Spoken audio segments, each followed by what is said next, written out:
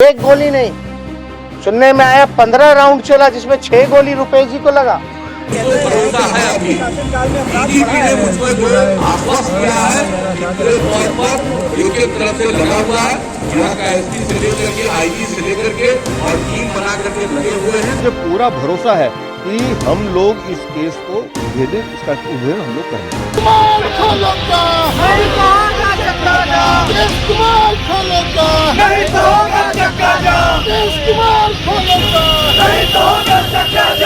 Number 303 यही वो flat है जिसमें रुपेश सिंह अपने परिवार के साथ यहाँ रहते हैं। फिलहाल इसमें ताला आप देख सकते हैं कि ताला लगा हुआ है, लेकिन इनके जो हत्याकांड की जो गुत्थी है वो अभी तक नहीं सुलझी है। स्पेशल टास्क फोर्स कर्मियों के क्योंकि हाथ सामने आने की बात आ रही है तो हमारी एसटीएफ टीम भी जो है इसके लिए तैनात की। एफएसएल के वैज्ञानिक, जी हाँ बिल्कुल, जैसा कि वैज्ञानिक अनुसंधान के लिए हमारा एफएसएल के वैज्ञानिक इसमें जो है सहयोग प्रदान कर रहे हैं।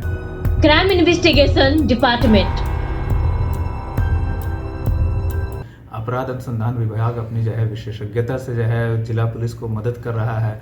पटना पुलिस की जाबाज टीम, प्रशासनिक जांच भी जो है हमारे जो है अनुसंधान के अलावा प्रशासनिक जांच भी हमारे दायरे में रहेगी और उस पर भी जो है हम देखेंगे कि कहीं से कोई जो है कमी तो नहीं रही। यदि कोई कमी रही होगी तो उस पर भी कार्रवाई की जाएगी। सीडीआर खंगालने वाले टेक्निकल एक्सपर्ट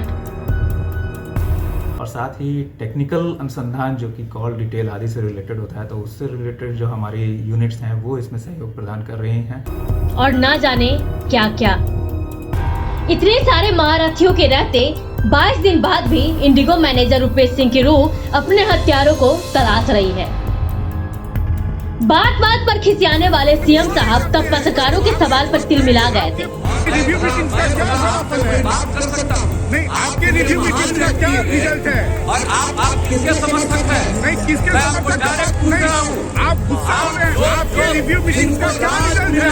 आपके रिव्यू मीटिंग का क्या रिजल्ट है? पति पत्नी के राज में आप जवाब नहीं दे रहे।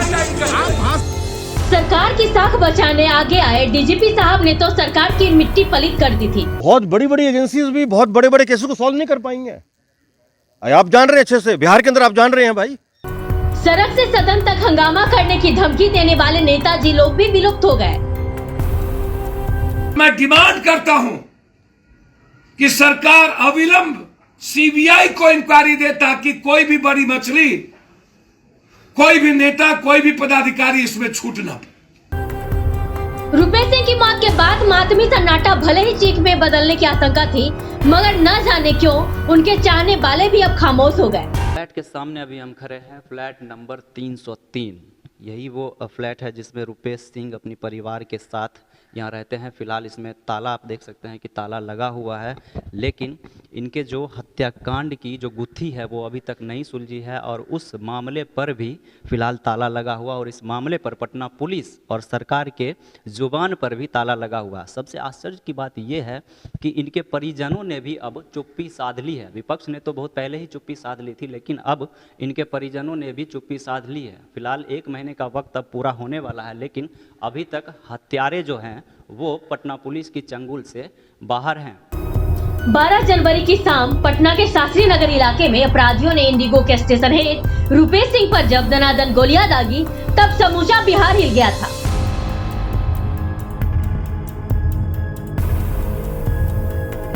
नमस्कार, रिपब्लिकन न्यूज देख रहे हैं आप, मैं हूं तनुज मासूम। 12 जनवरी की देर शाम पटना के इंडिगो एयरलाइंस के स्टेशन हेड रुपेश सिंह की हत्या कर दी गई थी। हम अभी मौजूद हैं उसी जगह पर जहां ये वारदात हुई थी। यही वो जगह है जहां पर रुपेश सिंह की गाड़ी रुकी थी और यही वो शूटर थे जिसने दनादन गोलियां चलाई थी और उसकी हत्या कर दी थी। ये हत्याकांड बिहार के सबसे बड़े हाई प्रोफाइल हत्याकांड में इसको माना जाता है, जहां अभी तक रुपेश सिंह के केस को सुलझाया नहीं गया है। पटना पुलिस ने इसको अभी तक नहीं सुलझा पाया है। जो पटना पुलिस बड़े बड़े कारनामे को, बड़े बड़े केस को तय वक्त से पहले सुलझाने का जिसके पास रिकॉर्ड हासिल हो, वही पटना पुलिस फिलहाल अभी रुपेश सिंह के हत्याकांड को नहीं सुलझा पाई है। अभी हम मौजूद हैं उनके आवास के नीचे, वही अपार्टमेंट के नीचे जहां पर वो हत्याकांड, उस वारदात को अपराधियों ने अंजाम तक पहुंचाया था। फिलहाल हम बात कर रहे हैं कि जिस समय ये घटना हुई उसके बाद बिहार में सभी के सुर करे हो गए थे। बात कर ले विपक्ष के कि या पप्पू यादव, तेजस्वी यादव, सभी के स्वर काफ़ी करे थे कि आखिर इस हत्याकांड को कब तक सुलझाया जाएगा। सभी सामाजिक संगठनों ने भी सड़क पर उतरकर साफ तौर पर ये आरोप लगाया था कि पटना पुलिस की ये नाकामयाबी है जिससे इतनी बड़ी वारदात को अंजाम तक पहुंचाया गया। लेकिन महीना लगने में अब सिर्फ 8 दिन ही बचे रह गए हैं और अभी तक अपराधी पुलिस की चंगुल से बाहर हैं। इस हाई प्रोफाइल हत्याकांड के बाद ऐसा लगा जैसे अपराधियों को महज चंद घंटों के भीतर ही पाताल लोक से भी खोज निकाला जाएगा। मगर आज तक ना तो रुपेश सिंह पर गोलियां बरसाने वाले पकड़े गए और ना ही पुलिस किसी ठोस नतीजे पर पहुंच सकी।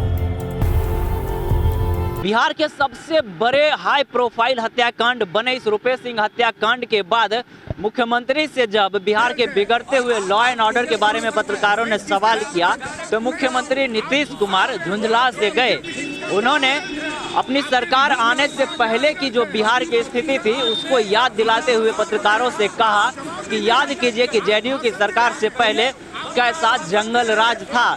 लेकिन सवाल ये है कि आखिर कब तक उन बातों को मुख्यमंत्री नीतीश कुमार याद दिलाते रहेंगे।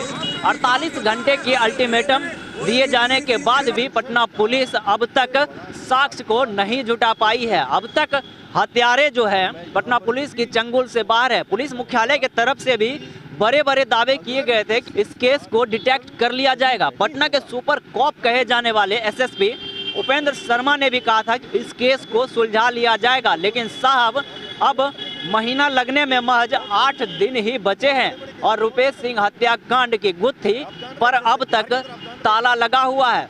हत्यारे अब भी खुले सांड की तरह में घूम रहे हैं। अपनी पिस्टल से रुपेश सिंह की हत्या तो कर दी, न जाने कितने और बेकसूर लोग उनकी गोलियों का शिकार बनने का इंतजार कर रहे हैं। तो पटना पुलिस कब तक इस मामले को सुलझा पाएगी और रुपेश सिंह हत्याकांड के फाइलों पर से कब धूल का पर्दा हटेगा, ये देखने वाली बात होगी। फिलहाल बने रहे रिपब्लिकन न्यूज पर, मामले से तमाम अपडेट आप तक पहुंचाते रहेंगे। फिलहाल के लिए इतना ही, नमस्कार। रिपब्लिकन न्यूज से जुड़ने के लिए सब्सक्राइब बटन दबाकर चैनल को सब्सक्राइब करें। नोटिफिकेशन प्राप्त करने के लिए यहाँ बेल को दबाएं। वीडियो अच्छा लगे तो लाइक करें और दोस्तों के साथ शेयर करना ना भूलें।